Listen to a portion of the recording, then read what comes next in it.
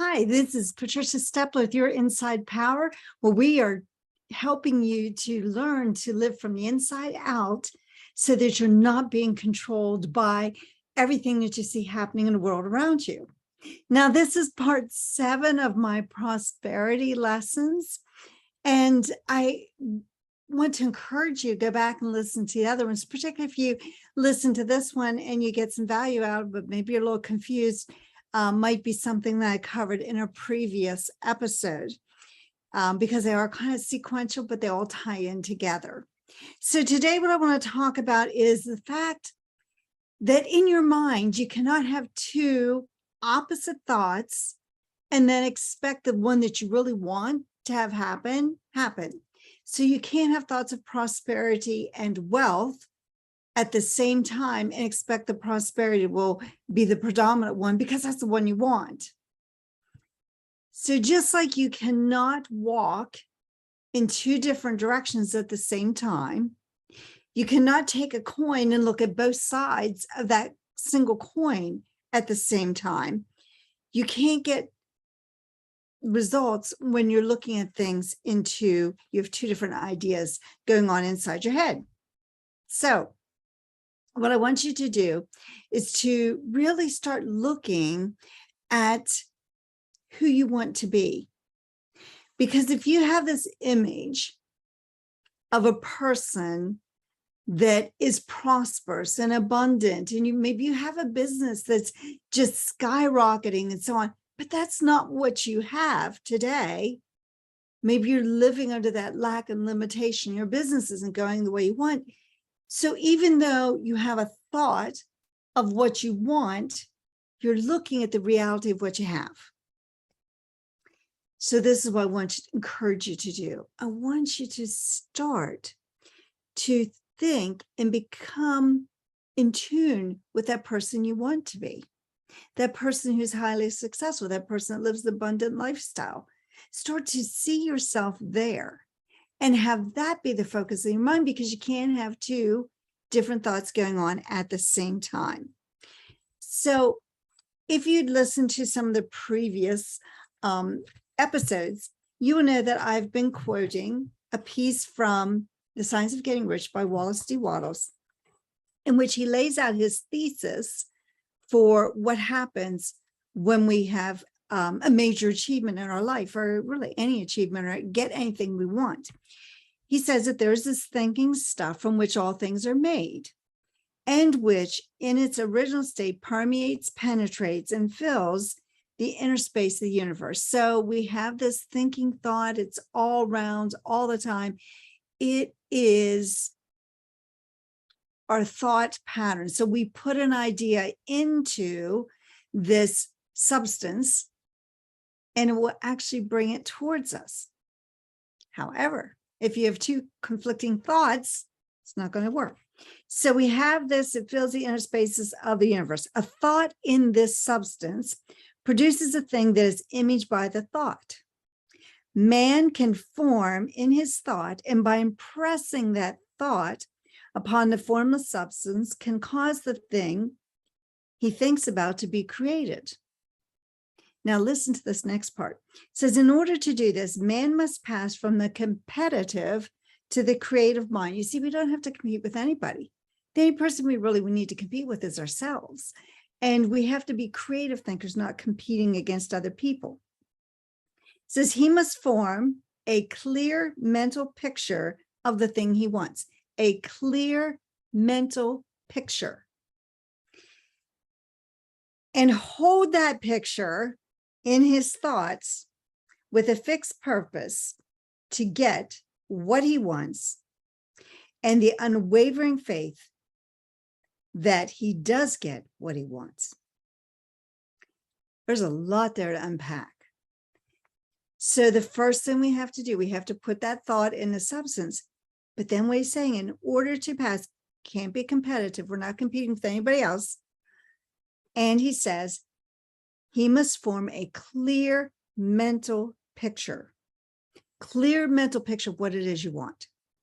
Can you see a clear mental picture of the goal that you have? of what it is that you desire for. And can you hold that? The next part is hold the picture in your thoughts with a fixed purpose to get what you want. So you have to be able to hold it. And remember, I know last week I talked about that in that thought process, that's the hardest thing in the world to do, which is why so few people do it, is to be able to hold that fixed image of what it is you want, the truth, as he calls it, not what you're actually seeing.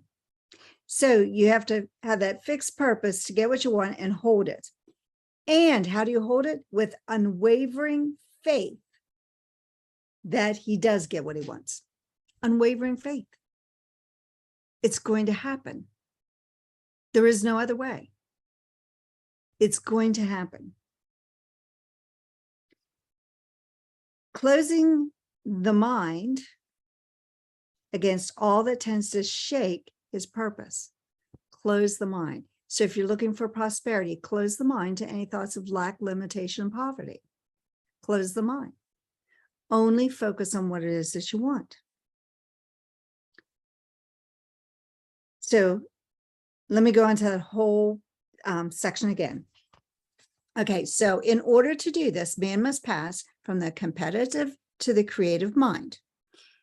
He must form a clear mental picture of the thing he wants and hold that picture in his thoughts with a fixed purpose to get what he wants and the unwavering faith that he does get what he wants, closing his mind against all that may tend to shake his purpose, dim his vision, or quench his faith.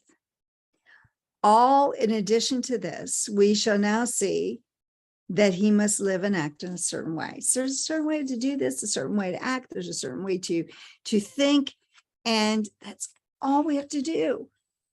Now, remember here that when we're talking about this substance, he says, original substance wants to live all that is possible in you. It's wanting to expand and to create and to help you to do that which you want. It wants you to have all that you can or will use for the living of the most abundant life. It's wanting that for you. It says, if you fix upon your conscience the fact that the desire you feel for the possession of riches is one with the desire of omnipotence for more complete expression, your faith becomes invincible. Listen to that again. If you fix upon your conscience, upon your mind, fix that thought upon your mind, the fact that the desire you feel for the possession of riches is one with the desire of omnipotence for more complete expression, your faith becomes invincible. Wow, that's exciting, isn't it? So we have to make sure that we're looking and realizing that the desire that you have, the goal that you have, that substance, that higher power, source energy, God, is waiting for you to have that too. And when we realize that, my gosh, isn't that exciting? It's not like it's a joke. It's not like it's a tease. So when we have failure to prosper the way we want, that lack comes from within. When we prosper and we have good that we desire, that comes from within. So when good happens, it's from within. When bad happens, it's from within. It's our thinking that gets us there. If we don't learn to change our thinking, we are forever destined to keep repeating what we currently do.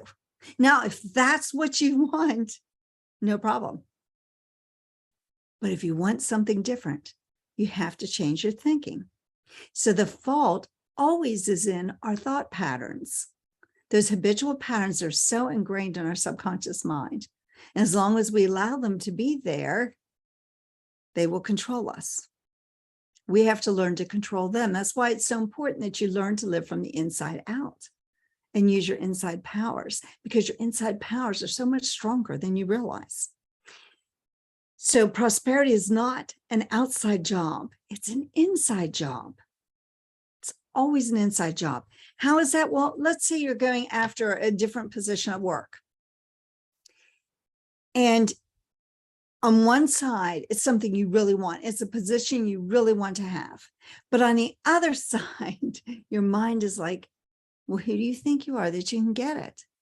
Why do you think you can have that position? But it's what you want. It's the goal that you want to have.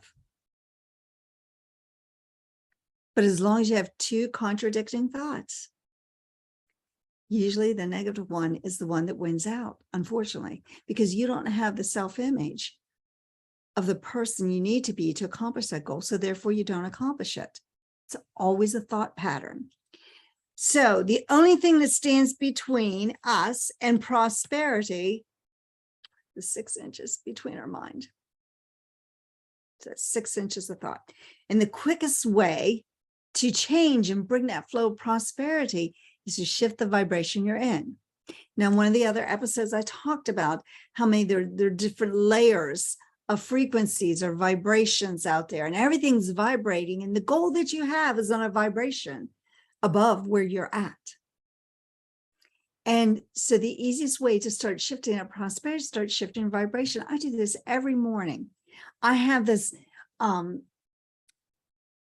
talk, I guess, that I've recorded, and sometimes I read it, sometimes I listen to the recording, but it's all about prosperity. It's all about becoming the person I want to be. It's about using and drawing from source energy, or God. In my case, I'm drawing from God, and I know that God's connected to me, and God wants me to have the good that I desire. So I say this, and I feel it, and I can feel my vibration just shifting as I'm moving to the higher vibration for where my goal lies. So we have to start tuning out all the negative, all the bad that we don't want, and start tuning in the things that we do want. So remember, you just can't have two opposite ideas going on at the same time. It just doesn't work. And every time you have that, like that angel devil sitting on your shoulders, and the angel says, yeah, you can do it, you can do it, you can do it. And then the devil says, who do you think you are? You can't do this. You don't have this ability. You don't have, whatever. Every time you have that conflict between the angel and the devil, get rid of that devil. Say, not today. Today I do have the ability. Today this is going to happen. Did you hear that? This is going to happen. Today is the day. Not, I will make this happen. Don't use the word will. That puts you in future tense. You've got to use it in the present. You've got to see yourself already there. Because if you don't see yourself already there, you won't be there. So, two thoughts can't occupy the mind.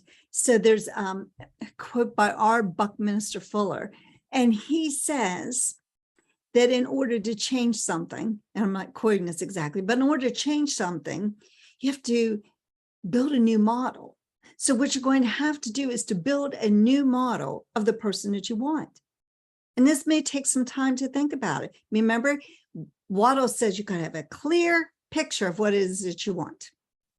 Clear amount of money, clear amount of clients. So whatever it is, it's got to be clear. Clear picture of what it is you want, and hold it in your mind. And when you do that, and any time something comes in to pull you off track, or to take that and make you confused, or to question whether you think you're capable, get rid of it, because that's a conflicting thought, and you can't have two conflicting thoughts.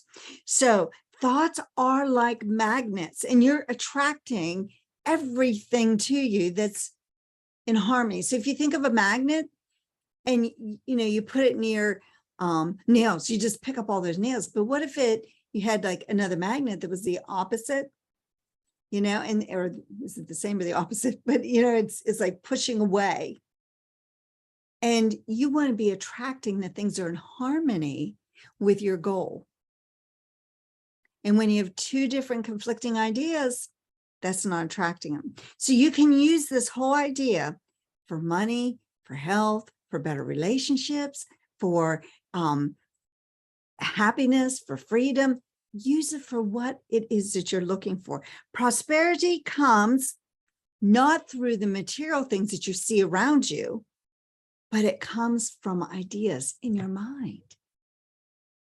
That's why I'm trying to help you to utilize your mind so that you realize that. So prosperity and abundance are two states of mind. Which one do you want? You see, we've been trained to think one way or the other. Do you think that Warren Buffett's son, I know he has a son, do you think that he ever grew up thinking he couldn't earn money? Probably not, because that wasn't an idea ever presented into his mind. But do you think people who live in poverty grow up with the idea that they can live in absolute wonderful abundance? Probably not. And that's kind of what Andrew Carnegie shared with Napoleon Hill back in the early part of the 1900s.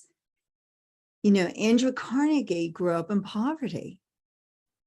He was living in a basement apartment. They didn't have much. He started working when he was a young boy. And he didn't have money, but he had a dream and he had a thought of what he wanted his future to look like. And as he did, his mind gave him these beautiful ways and helped him to get there till he became the richest man in the world at that time. So you can go from poverty to being the richest person in the world by shifting your thought process. And that should be good news to all of us. You don't have to be born into a wealthy family. The thing is, you think differently. People that are born into a wealthy family don't think the same way that somebody that's born into a poverty-ridden family. Their thoughts aren't even the same. I remember when I was teaching, I may have shared this story before, but when I was teaching, we had to take this course.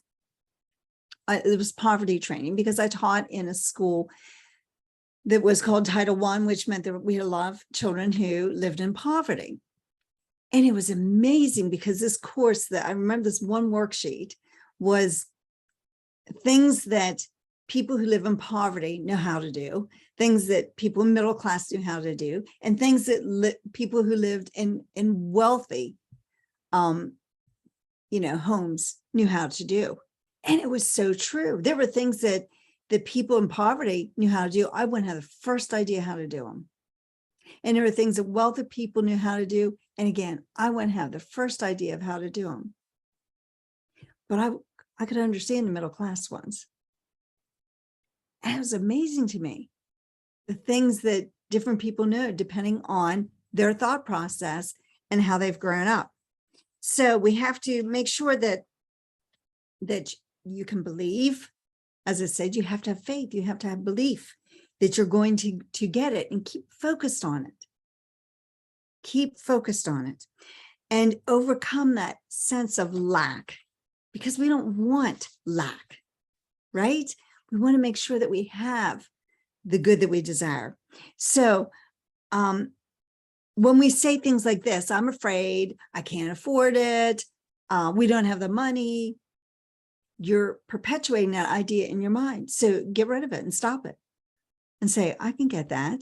Oh yeah, we can afford that. My husband just told me about something today he wanted to go get. And he says, is that okay? I'm like, yeah, we can get that. We can afford that. If we couldn't have afforded it, I would have said, we can get that, just not today. Isn't that a better way to put it? Yeah, we can get that, just not, we're not getting it today. And that's what you do. So thoughts, good or bad, they're all powerful magnets coming into your life. And we need to be in harmony with the thoughts that we want, and don't waver from it. Don't keep going back and forth. Stay with the thoughts that you want. So that I want you to start thinking, what thoughts can you use to help yourself to become more versed in this information that we're sharing. And what things could you say each day? Like, I am prosperous. My business is prosperous. I make X amount of money every year. And what words could you say and get yourself to believe it? Because here's the thing. When you tell yourself the same thing long enough, you start to believe it, even if it's not true. Think about that the next time you realize somebody's not telling you the truth. Sometimes people can tell themselves a lie long enough till they actually believe it to be true. So your subconscious mind doesn't know the difference between imagination and reality. So if you tell yourself a lie long enough, you start to believe it. It's kind of scary. It's at some points, but when you use it to help you move ahead, that's a benefit. So I just want to share with you a few other things from one of my favorite books by Neville Goddard. He says, man's conception of himself determines that which he sees his world to be. So your conception, who you believe yourself to be, determines how you see the world. That's why people have different perspectives. They see the same thing, but they pick up different things from it, because depending on who you are and how you see the world determines what you actually see. That might sound a little confusing, but that's the way it is, because we live in our own reality. He goes on to say, it's not the words that make it effective. It is the consciousness of being the thing which makes it effective. So it's not enough to just say, I am prosperous. I make a lot of money. I have a lot of clients, whatever. You have to see yourself, and you have to feel yourself to be that way. If you are prosperous, you probably just, your back's a little straighter, you walk with a little more speed. So can you build that into your image until it becomes your reality? Because it will become your reality. It says, after this is accomplished, define yourself as that which you desire to be by feeling yourself to be the thing desired. I am that. This understanding that you are the thing desired will cause a thrill to course through your entire being. See, we just make a determination that you are the person you want to be, and that you have the things that you desire, and feel yourself with them. If you want a different car, feel yourself when you step into your current car that you're actually in the other car. If you want a different house, pretend when you open that door, you're seeing the view that is the one that you want. Stop asking yourself whether or not you are worthy or unworthy to claim yourself to be that which you desire to be. Get that out of your mind. I've already said that substance, that thinking substance where you put that thought, wants you to be successful. It wants to give you what you desire. So go with it. Don't ask yourself whether you're worthy. You are worthy.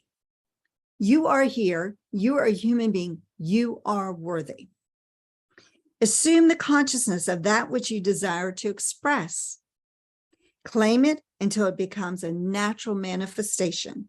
Feel it and live within that feeling until you make it your nature. If you went back and listened to the story about my son, that's exactly what he did. He saw himself to be a scholarship athlete. Every time he went to a practice or a game when he was in junior high or high school, he saw himself to be that which he desired to be, a collegiate athlete. See yourself to be that, and then claim it until it becomes second nature to you. So take your attention from your present conception of yourself and place it on the ideal of yours, the idea that had before been beyond your reach. So decide what it is you want, get that clear, concise picture, see yourself to be there, and go for it. You do not fight against your problem. Your problem will only live as long as you're conscious of it. So if your problem is poverty, it's only alive in you as long as you're conscious of it. If it's a lack and limitation, it's only alive in you as long as you're conscious of it. Take your attention away from your problem and the multitude of reasons why you cannot achieve your ideal. Concentrate your attention entirely upon the thing desired. Concentrate on what you want. Do not allow your mind to think back or to realize, what's in front of you, the reality of what you have. Concentrate on what it is that you want. That, my dear friend, that is how you use your inside powers to create the reality of the goal that you want. I would suggest that you go to my website, Your Dream Power. And as you go to Your Dream Power, I want you to look down for events that I have where I'm going to, be doing some Q&A and be helping, like a longer period of time, perhaps, that I'll be teaching you something and we'll be working together. Or you can schedule a complimentary appointment. There's a place for you to click there and let's get to know each other, because you see, what I want to do is to help people to get out the struggles of where they are so they live the life that they truly want. It's Patricia Stepler with your inside power. Be the magic.